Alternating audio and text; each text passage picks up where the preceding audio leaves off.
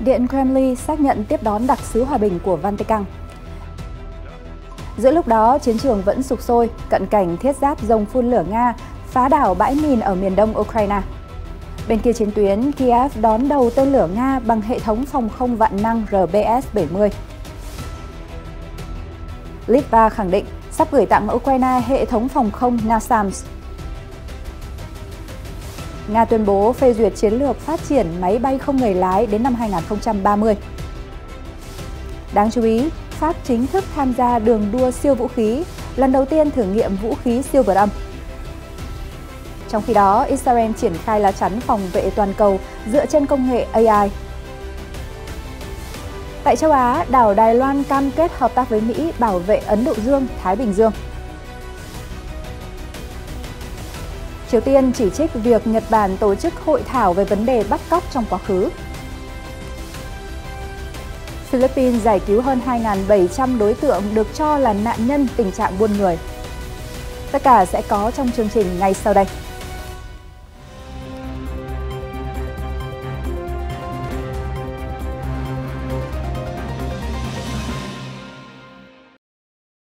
Chào mừng quý vị đến với chương trình Thời sự quốc tế, cập nhật những diễn biến an ninh đáng chú ý trên thế giới cùng với hàng loạt tin tức về kinh tế và xã hội đáng quan tâm. Theo Reuters, phát ngôn viên của Điện Kremlin, ông Dmitry Peskov vào ngày 28 tháng 6 xác nhận phái viên của Giáo hoàng Francis đã đến thủ đô Moscow trong nỗ lực bắc cầu cuộc đàm phán giữa Nga và Ukraine. Chúng tôi đánh giá cao các nỗ lực và sáng kiến của Vatican và hoan nghênh nguyện vọng của Đức Giáo hoàng trong việc góp phần chấm dứt xung đột tại Ukraine, ông Peskov nói trong một cuộc họp báo thường kỳ. Vị quan chức Nga còn cho biết, theo chỉ đạo của Tổng thống Vladimir Putin, cố vấn phụ trách đối ngoại của Tổng thống đã gặp và thảo luận với đặc phái viên hòa bình của Vatican là Hồng Y Matteo Zuppi, Chủ tịch Hội đồng Giám mục Ý. Trong khi đó, khói lửa tiếp tục lan tràn các vùng tiền tuyến Ukraine. Theo hãng tin Sputnik, Bộ Quốc phòng Nga vào ngày 28 tháng 6 đã công bố đoạn video cho thấy thiết giáp ráp phá bom mìn UR-77 Meteorite hoạt động tại khu vực Krasny Liman thuộc mặt trận Donbass miền đông Ukraine. Đoạn video cho thấy khoảnh khắc các lực lượng Nga di chuyển thiết giáp UR-77 Meteorite qua các bãi mìn về phía Krasny Liman. Theo Bộ Quốc phòng Nga, với sức công phá mạnh, có khả năng xuyên thủng các điểm kiên cố của đối phương, hỏa lực của Moscow sau đó phá hủy cứ điểm của Ukraine. Được gọi là Zmygornik, có nghĩa là rồng phun lửa thần thoại và là một trong những nhân vật chính trong truyện dân gian của Nga. UR-77 có khả năng làm sạch một khu vực đặt mìn có kích thước 90 x 6 m để xe tăng có thể đi qua. Trước đó, theo Reuters, một đơn vị phòng không của Ukraine vào ngày 27 tháng 6 đã bố trí các hệ thống phòng không di động RBS-70 do Thụy Điển sản xuất tại khu vực Kiev nhằm chống lại các cuộc tấn công của Nga. Nga đã tăng cường tiến hành các cuộc tấn công bằng tên lửa tầm xa và máy bay không người lái nhằm vào các vùng lãnh thổ của Ukraine kể từ tháng 10 năm ngoái. Tuy nhiên, mật độ các cuộc tấn công của Moscow đã gia tăng đáng kể từ tháng 5 năm nay, giữa lúc Ukraine được cho là chuẩn bị cho một cuộc phản công được dự đoán từ trước. Chỉ huy đơn vị khẩu đội phòng không Ukraine Dmytro, người có bí danh là Tenik, cho biết hệ thống RBS-70 hiệu quả nhất khi chống lại các phương tiện máy bay không người lái, máy bay trực thăng và máy bay phản lực. Hệ thống này là một phần của mạng lưới phòng không nhiều tầng mà Ukraine đang cố gắng phát triển cùng với một loạt hệ thống vũ khí tiên tiến của phương Tây nhằm ngăn chặn các cuộc tấn công đường không của Nga. Giới chức Kiev cho biết, các cuộc không kích thường xuyên của Moscow đã khiến nhiều thương dân thiệt mạng, làm cạn kiệt phần nào kho dự trữ phòng không của Ukraine. Trong khi ngược lại, phía Nga có thể hạn chế sử dụng khí tài quân sự của mình, nhưng vẫn đảm bảo quân đội Moscow đang được bảo vệ và tiến lên dưới ưu thế trên không.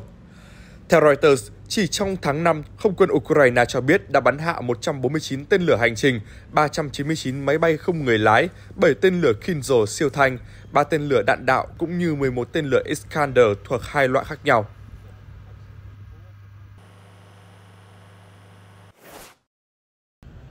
Trong bối cảnh đó, hãng tin Reuters trích dẫn thông báo từ Bộ Quốc phòng Litva vào ngày 28 tháng 6 cho biết nước này đã ký thỏa thuận mua lại 2 hệ thống phòng không NASAMS cho Ukraine và sẽ chuyển giao các hệ thống này đến Kiev trong 3 tháng tới.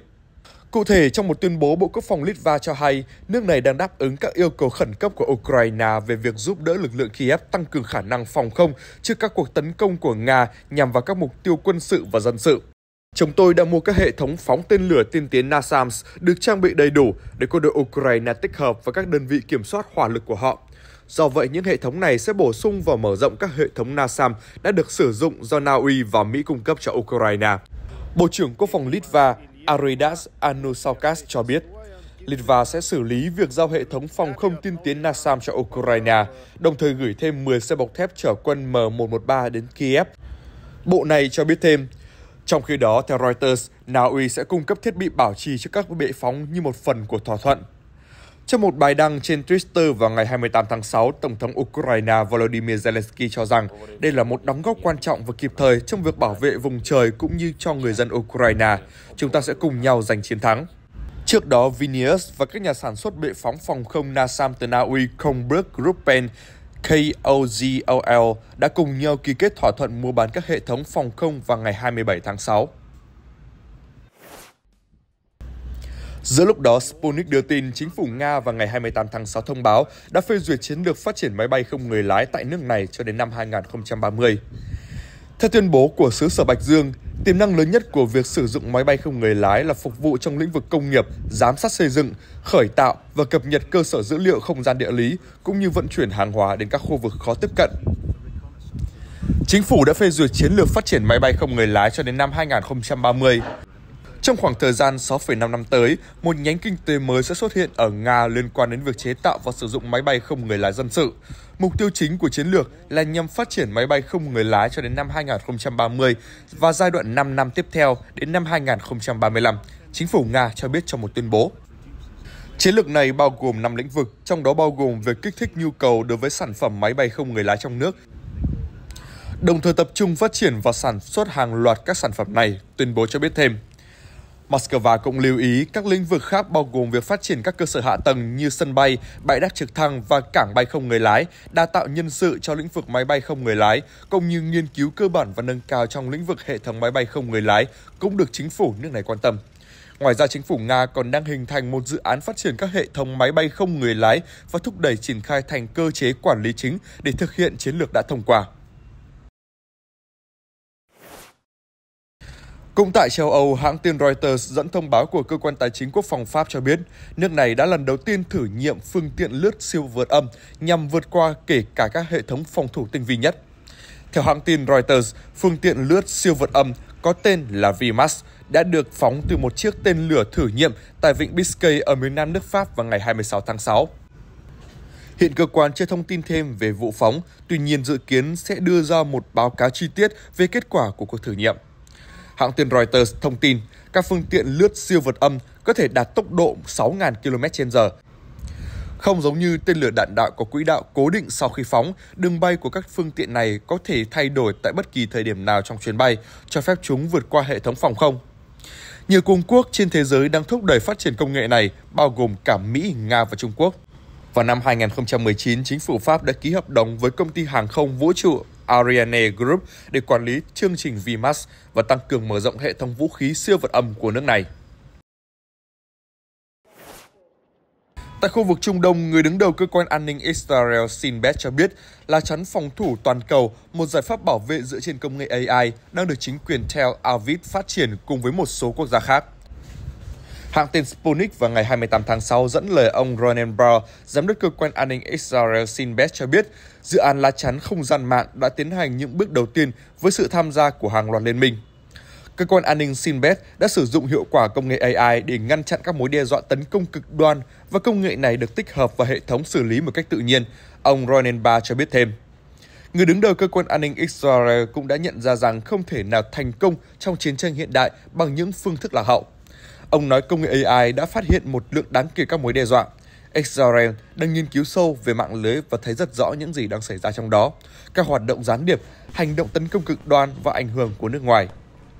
Với hệ thống này, mạng lưới những thành viên cực đoan ở thành phố Jenin và các đường hầm ở dải Gaza không còn là nơi an toàn cho những kẻ muốn chống lại Israel. Tuy nhiên, để đảm bảo việc sử dụng AI sẽ dẫn đến một sự tiến hóa chứ không chỉ là một cuộc cách mạng, Israel cần hợp tác với những công ty công nghệ và các cơ quan an ninh khác, ông Ronen Bar nhận định. Được biết, Iron Dome là hệ thống phòng không của Israel do Rafael Defense Systems và Israel Aerospace Industries phát triển. Được triển khai vào năm 2011, hệ thống này có khả năng đánh chặn và tiêu diệt các tên lửa tầm ngắn cùng với đạn pháo trong bán kính lên tới 43 dặm. Vào cuối tháng 5, Giám đốc Tổ chức Phòng thủ tên lửa Israel Moshe Patel cho biết Iron Dome đã đánh chặn thành công hơn 5.000 cuộc tấn công bằng tên lửa tầm ngắn kể từ khi được triển khai.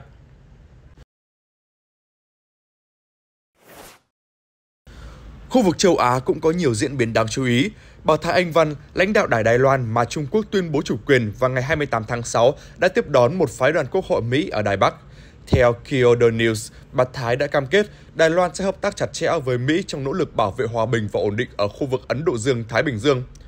Cụ thể, phát biểu trong cuộc gặp phái đoàn lưỡng đảng Mỹ, do Chủ tịch Ủy ban Dịch vụ Vũ trang Hạ viện Mike Rogers dẫn đầu, lãnh đạo Đài Loan nói, Đài Loan đang ở tuyến đầu bảo vệ giá trị dân chủ. Chúng tôi sẽ tiếp tục hợp tác với Mỹ trong nhiều lĩnh vực như kinh tế và phòng vệ. Cơ quan đối ngoại của Đài Loan cho biết, nhóm các nhà lập pháp Mỹ do ông Rogers dẫn đầu chủ yếu tập trung vào vấn đề an ninh. Đây là một trong những phái đoàn lớn nhất của Mỹ thăm hòn đảo trong những năm gần đây. Đáng chú ý, chuyến thăm diễn ra giữa lúc Mỹ và Trung Quốc nỗ lực ổn định kinh tế và có thể trở thành yếu tố khiến Bắc Kinh nổi giận. Trung Quốc vốn xem Đài Loan là một tỉnh ly khai chờ ngày thống nhất, không loại trừ khả năng dùng vũ lực. Trong cuộc gặp, bà Thái đã ca ngợi các nhà lập pháp Mỹ về nỗ lực không ngừng trong việc bảo vệ an ninh cho các đồng minh dân chủ của Hoa Kỳ. Nên lãnh đạo cũng cảm ơn Quốc hội Mỹ đã ban hành luật hỗ trợ Đài Loan tăng cường năng lực phòng thủ và làm sâu sắc quan hệ hợp tác giữa hòn đảo và Washington. Đáp lại, ông Rogers cam kết sự hỗ trợ không ngừng dành cho hòn đảo. Ông nhấn mạnh cam kết của Đài Loan và Mỹ đối với pháp quyền và dân chủ, cũng như về một Ấn Độ Dương, Thái Bình Dương tự do và cởi mở.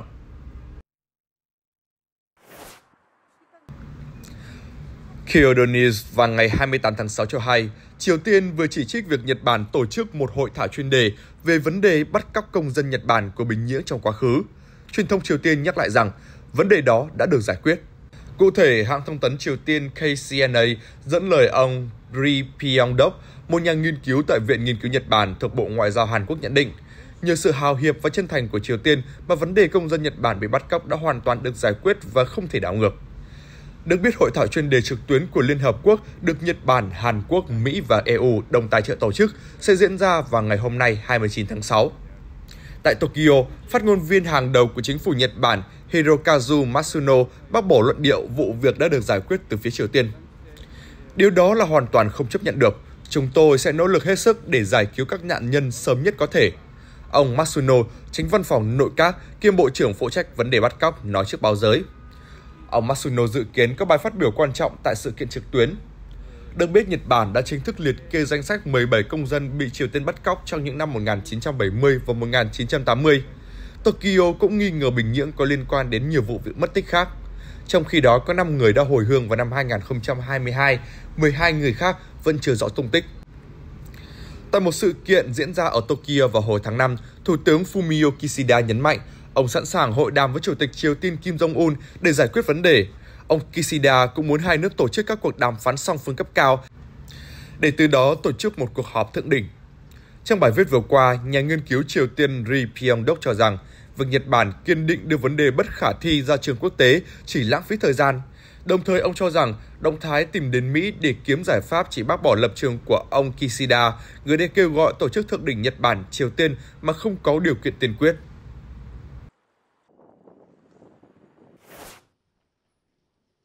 Liên quan đến nhà máy hạt nhân Fukushima tại Nhật Bản, phát ngôn viên Bộ Ngoại giao Trung Quốc Mao Ning kêu gọi Tokyo đối mặt với những lo ngại của cộng đồng quốc tế và nên tìm kiếm một phương thức minh bạch, an toàn và dựa trên cơ sở khoa học để xử lý nước thải nhiễm xạ. Theo Reuters, phát biểu vào ngày 28 tháng 6 của phát ngôn viên Mao Ning được nêu ra khi xuất hiện một báo cáo của truyền thông Hàn Quốc cho rằng chính phủ Nhật Bản đã quyên góp hơn 1 triệu euro vào cơ quan năng lượng nguyên tử quốc tế IAEA cho kế hoạch xả nước nhiễm xạ từ nhà máy Fukushima vào đại dương. Theo báo cáo này, Nhật Bản đã nhận được kết luận từ nhóm kỹ thuật của IAEA, nhưng đề xuất một số sửa đổi khiến bản kết luận cuối cùng không phù hợp. Phát ngôn viên Mao Ning kêu gọi chính phủ Nhật Bản và IAEA đưa ra giải thích thuyết phục về vấn đề này. Trung Quốc rất chú ý đến các báo cáo liên quan. Chính phủ Nhật Bản có trách nhiệm đưa ra lời giải thích thuyết phục cho báo cáo này. Ban thư ký IAEA cũng nên đưa ra phản hồi. Trên thực tế, các báo cáo liên quan đã làm trầm trọng thêm mối lo ngại của cộng đồng quốc tế về kế hoạch xả nước thải của Nhật Bản. mọi người trên thế giới có quyền đặt ra câu hỏi liệu kết luận cuối cùng của nhóm công tác kỹ thuật IAEA có công bằng và khách quan hay không, phát ngôn viên Morning nhận định. Cho đến nay, lập trường của Trung Quốc vẫn nhất quán và không thay đổi. Việc xả nước thải nhiễm hạt nhân ra biển liên quan đến lợi ích của toàn bộ cộng đồng quốc tế và hoàn toàn không phải là vấn đề nội bộ của Nhật Bản. Trung Quốc kêu gọi Nhật Bản xem xét mối quan ngại của cộng đồng quốc tế một cách nghiêm túc, ngừng cưỡng chế xả thải nước nhiễm hạt nhân ra đại dương, tìm kiếm một cách thức xử lý nước thải nhiễm hạt nhân trên cơ sở khoa học, an toàn, minh bạch và tuân thủ các quy định một cách nghiêm ngặt, phát ngôn viên Mao Ninh cho biết thêm.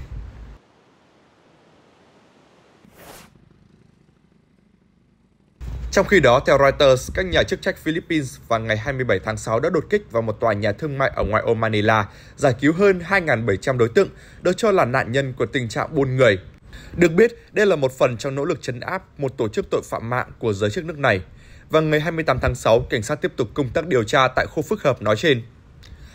Cảnh sát cập nhật với truyền thông địa phương rằng những người được giải cứu đến từ Philippines, Trung Quốc, Indonesia và các quốc gia khác.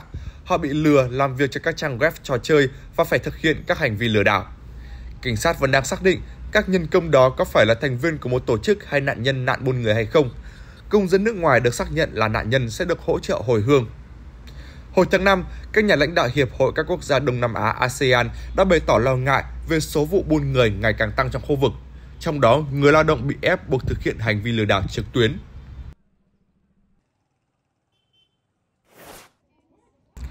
Một số thông tin nổi bật khác liên quan đến vụ thanh niên 17 tuổi ở Paris bị bắn vì không chấp hành lệnh ngừng xe của cảnh sát. Phát ngôn viên của chính phủ Pháp kêu gọi người dân bình tĩnh khi các cuộc biểu tình xảy ra ngay sau đó. Reuters vào ngày 28 tháng 6 trích lời phát ngôn viên Oliver Véran cho biết một sĩ quan cảnh sát đang bị giam giữ và bị điều tra về hành vi sát hại người khác một cách tự phát. Người dân mong muốn có câu trả lời và chúng tôi sẽ đưa ra báo cáo minh bạch ngay khi biết sự thật.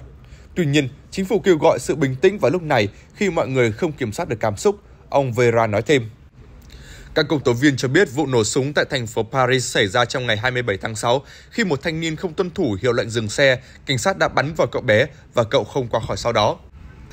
Vụ việc đã khiến người dân địa phương và các ngôi sao người Pháp bao gồm Kylian Mbappé và Omar Sy phẫn nộ, dẫn đến những cuộc đụng độ giữa người biểu tình và cảnh sát ở vùng ngoại ô thủ đô trong đêm, khiến cho 40 phương tiện bị đốt cháy và 31 người bị bắt giữ. Phát biểu vào ngày 28 tháng 6 của Tổng thống Macron mô tả vụ xả súng chết người là không thể bào chữa được, một lời chỉ trích hiếm hoi đối với lực lượng thực thi pháp luật từ Tổng thống Pháp. Trong năm nay, vụ bắn súng gây thiệt mạng vừa xảy ra là vụ bắn chết người thứ hai khi dừng giao thông ở Pháp. Vào năm ngoái, có 13 vụ việc tương tự từng xảy ra, con số cao kỷ lục theo thống kê của Reuters. Thông tin liên quan đến lĩnh vực công nghiệp, vốn thích tìm hiểu về thiên nhiên và trái đất, kỹ sư nông nghiệp người Liban Nada Ghanem đã thành lập doanh nghiệp Doda Solution, nơi cô nuôi giun đất và sản xuất phân trùn quế. Được biết, công ty Doda Solution có hàng triệu con giun trong 3 thùng chứa mở, nơi chúng được nuôi bằng thức ăn thừa. Đất trong 3 thùng chứa này sau đó được nông dân sử dụng như một loại phân hữu cơ để cải thiện chất lượng đất. Theo thời gian, những loại giun của Doda Solution trên các đất canh tác sẽ sinh sôi ngày càng nhiều hơn. Theo Reuters, Doda trong tiếng Ả Rập có nghĩa là con sâu và công ty của Nada Ghanem cũng nuôi những loại sâu có lợi cho đất. Ghanem cho biết cô xem giun là bạn bè vì chúng là những sinh vật nhỏ bé và vô hại. Trong khi đó, mọi người có những quan niệm sai lầm về sâu. Có những loại sâu ăn rễ cây trồng nhưng cũng có loại giúp cải tạo đất. Đó là những loại được nuôi ở Doda Solution, Nada Ghanem giải thích. Được biết, phân trùn quế được tạo ra khi giun phân hủy chất thải. Loại phân này được sử dụng trong canh tác hữu cơ và được khuyến nghị là rất tốt cho sản xuất nông nghiệp vì chứa nhiều khoáng chất có giá trị.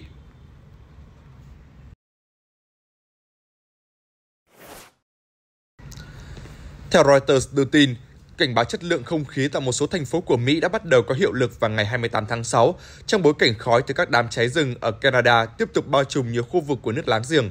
Hình ảnh được Reuters đăng tải cho thấy đường và chân trời ở các thành phố Chicago, Indianapolis và New York bị khói che khuất một phần vào sáng ngày 28 tháng 6. Theo dữ liệu từ trang web theo dõi chất lượng không khí IQ Air, Chicago, thành phố lớn thứ 3 của Hoa Kỳ, có chất lượng không khí tồi tệ nhất so với bất kỳ thành phố lớn nào trên thế giới do khói bụi từ các đám cháy.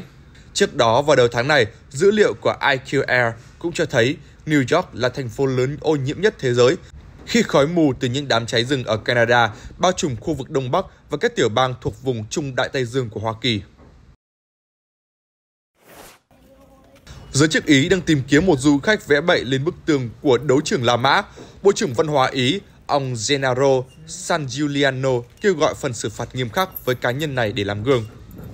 Du khách nói trên chưa rõ danh tính bị phát hiện hành vi vẽ bậy trong một video đăng trên mạng xã hội vào ngày thứ Bảy 23 tháng 6.